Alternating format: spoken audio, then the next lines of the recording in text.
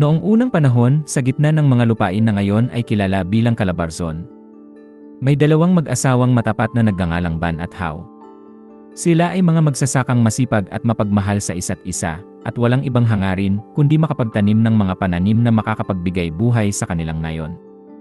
Sa isang tagtuyot na tumagal ng maraming buwan, ang mga tanim ay natuyot, ang mga ilog ay umubos ng tubig, at ang mga tao ay nagsimulang mamatay sa gutom at uhaw. Nagdasal si Ban at Hao sa mga Diyos-Diyosa ng kalikasan, humihiling ng tulong para sa kanilang bayan. Isang gabi, habang sila ay nag-aayuno at nagdarasal sa kanilang kubo, lumitaw ang isang matandang babae na nakasuot ng damit na gawa sa dahon at may buhok na parang mga ugat ng puno. "Mga mabubuting tao," bati ng matandang babae, "narinig ko ang inyong mga dasal. Handa ba kayong gawin ang anumang bagay para iligtas ang inyong bayan?" "O, ina," sabay na sagot ni Ban at Hao. "Kung gayon, may isang paraan," sabi ng matandang babae. "Kailangan niyong ibigay ang inyong sariling buhay para maging isang bundok na magbibigay ng tubig at buhay sa inyong mga kababayan. Ang inyong pag-ibig at kabutihan ay magiging ugat ng mga puno, ang inyong dugo ay magiging mga ilog, at ang inyong mga katawan ay magiging mga burol na magbubukas ng daan para sa mga biyaya ng kalikasan." Walang alinlangan na tumanggap si Ban at Hao sa alok. Hinawakan nila ang kamay ng isa't isa, at biglang nagsimulang lumaki ang kanilang mga katawan. Ang kanilang mga paa ay lumalalim sa lupa at naging mga ugat na umaabot sa mga kalaliman ng daigdig. Ang kanilang mga katawan ay naging matitigas na bato at lupa, na unti-unting tumataas hanggang sa maging isang malaking bundok.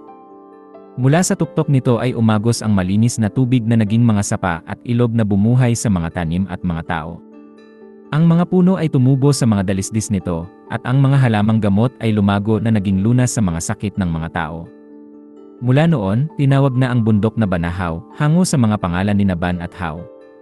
Sinasabing tuwing umaga, ang mga ulap na nakapalibot sa tuktok nito ay ang mga kaluluwa ni Ban at Hao na nagmamasid sa kanilang bayan. Ang mga tao ay naglalakbay sa bundok para magdasal at kumuha ng tubig na sinasabing may kapangyarihan na gumaling ng mga sakit. Pinapahalagahan ng mga taga-lugar ang bundok bilang isang sagradong lugar, at palaging nagsisikap na pangalagaan ito para ipagpatuloy ang mga biyayang ibinibigay nito.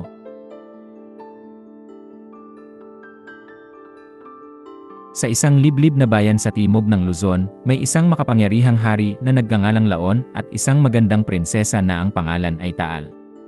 Si Prinsesa Taal ay pinakamamahal ng kanyang ama at ng mga mamamayan sapagkat siya ay mabait, matalino, at may pusong handang tumulong sa mga nangangailangan. Ngunit sa kabila ng kanyang kagandahan at kabutihan, may isang lihim na sikreto si Prinsesa Taal. Siya ay may kakayahang makipag-usap sa mga nilalang ng kalikasan at makontrol ang mga elemento tulad ng tubig at apoy. Isang araw, dumating sa kanilang bayan ang isang malakas na bagyo na dala ang mga baha at kidlat na sumira sa mga bahay at tanim ng mga tao. Hindi na kaya ni Prinsesa Taal na makita ang paghihirap ng kanyang mga kababayan, kaya't gumamit siya ng kanyang kapangyarihan para pigilan ang bagyo. Ngunit ang lakas na kanyang ginamit ay labis na malaki, na nagdulot ng paggalaw ng lupa sa ilalim ng kanilang bayan. Habang lumalakas ang pagyanig ng lupa, nakita ni Haring Laon na ang buong bayan ay bumabagsak pababa sa isang malaking bitak sa lupa. Hindi niya alam kung paano ililigtas ang kanyang mga tao, kaya't lumapit siya sa kanyang anak na babae at hiling na gamitin ang lahat ng kanyang kapangyarihan para pigilan ito. Alam ni Prinsesa Taal na kung gagawin niya ito, mawawala siya ng buhay, ngunit handa siyang isakripisyo ang sarili para sa kapakanan ng iba. "Mahal kong ama," sabi ni Prinsesa Taal, "aking gagawin ang lahat para iligtas ang ating bayan. Ngunit tandaan ninyo, ang aking katawan ay magiging isang lawa na magbubukas para tanggapin ang lahat ng tubig at pigilan ang pagkasira ng lupa. Ang aking puso naman ay magiging isang bulkan sa gitna nito, isang paalala na ang kalikasan ay may lakas na kailangang igalang." Pagkatapos niyang sabihin iyon, tumayo si Prinsesa Taal sa gitna ng bayan at binuksan ang kanyang mga bisig. Biglang umagos ang malaking dami ng tubig mula sa mga ilog at dagat, na bumalot sa buong bayan at ginawang isang lawa. Ang puso ni Prinsesa Taal ay naging isang maliit na bulkan sa gitna ng lawa, na tinawag na Taal Volcano. Mula noon, ang lawa ay tinawag na Taal Lake, hango sa pangalan ng prinsesa na nag-alay ng kanyang buhay para iligtas ang kanyang mga kababayan. Sinasabing tuwing umuusbong ang usok mula sa bulkan, ibig sabihin ay nag-aalala si Prinsesa Taal sa kalagayan ng mga tao at sinusubukang ipaalala sa kanila na igalang ang kalikasan. Ang mga isda sa lawa ay mga kaibigan ni Prinsesa Taal na nagbibigay ng pagkain sa mga tao, at ang malinis na tubig nito ay nagbubuhay sa mga tanim sa paligid.